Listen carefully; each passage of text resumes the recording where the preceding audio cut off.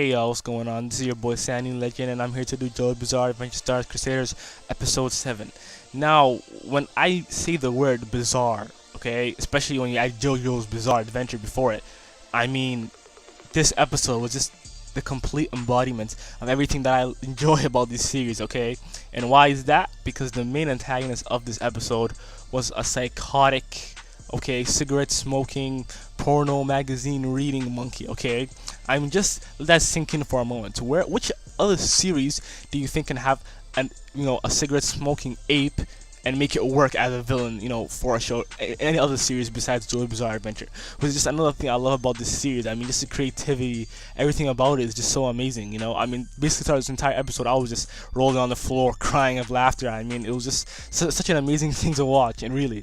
So anywho, let me just dive right into this. Basically, you have the crew, they're just still reeling from the events that happened last episode, and they see this huge freighter, okay?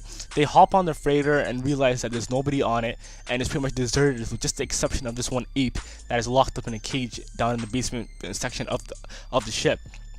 So, after a random fodder just gets, executed missionary style, they just realize that this ship isn't an ordinary ship, okay? And then through Jojo's, intellect, he realizes that the orangutan that was locked up inside the cage is actually the standing user of this episode, okay?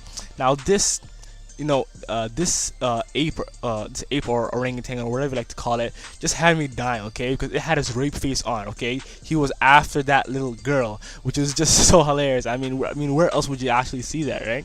So pretty much you have Jojo who ends up fighting this ape, and everyone else is pretty much fucked, okay? They're all sinking into the ship, getting their bodies crushed and whatnot.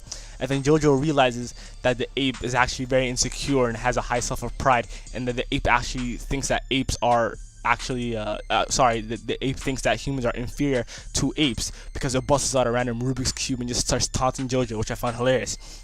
So in the end, Jojo uses its pride against him and pretty much just kills it like that, okay?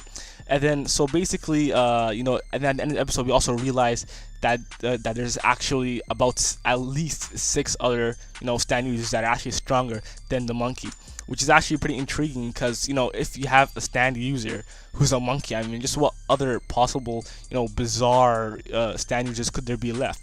So if you like what you see, don't forget to like, subscribe, all those good stuff. As always, guys, have a cool day.